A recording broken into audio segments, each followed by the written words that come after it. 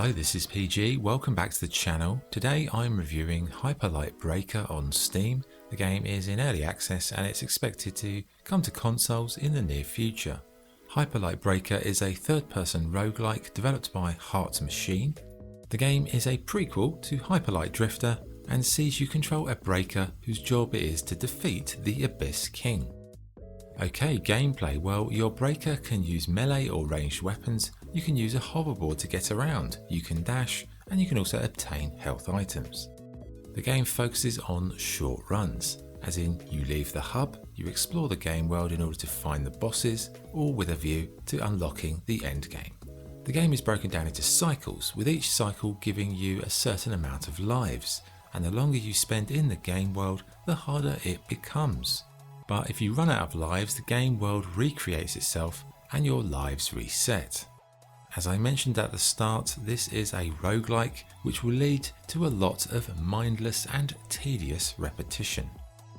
The genre shift from role-playing to roguelike is quite a strange move from the development team, and I have to say I don't see this game appealing to fans of Hyper Light Drifter.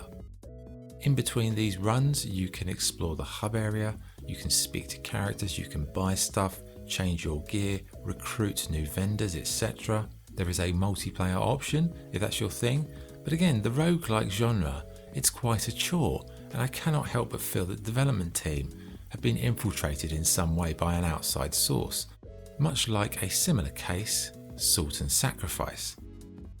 The core idea of the first game has completely been lost here, and I don't really know who this game is designed for.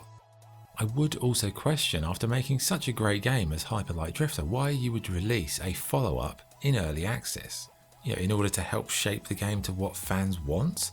I can tell you what the fans want. They want a sequel to Hyper Light Drifter. They do not want a procedural roguelike. No, they don't. Visually, the game looks great, vibrant colours, nice character design, interesting art style.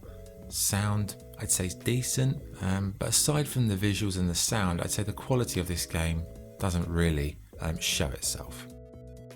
Anyway, verdict, Hyper Light Breaker is a lackluster, forgettable and soulless roguelike. It has to be one of the most bizarre follow-ups to one of the best indie games of all time.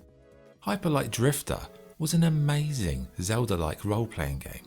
I mean, what inspired the developers to follow that up with a kind of Risk of Rain 2 clone that has absolutely no soul?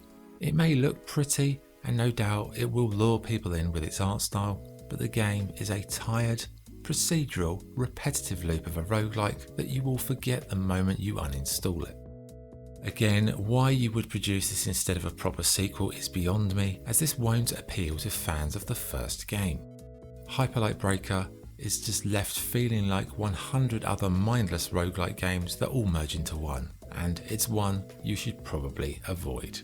Scoring, I would give Hyper Light Breaker a 5 out of 10. That's the review. Thank you for watching. If you enjoyed, like and subscribe. This is PG, signing off. Cheers.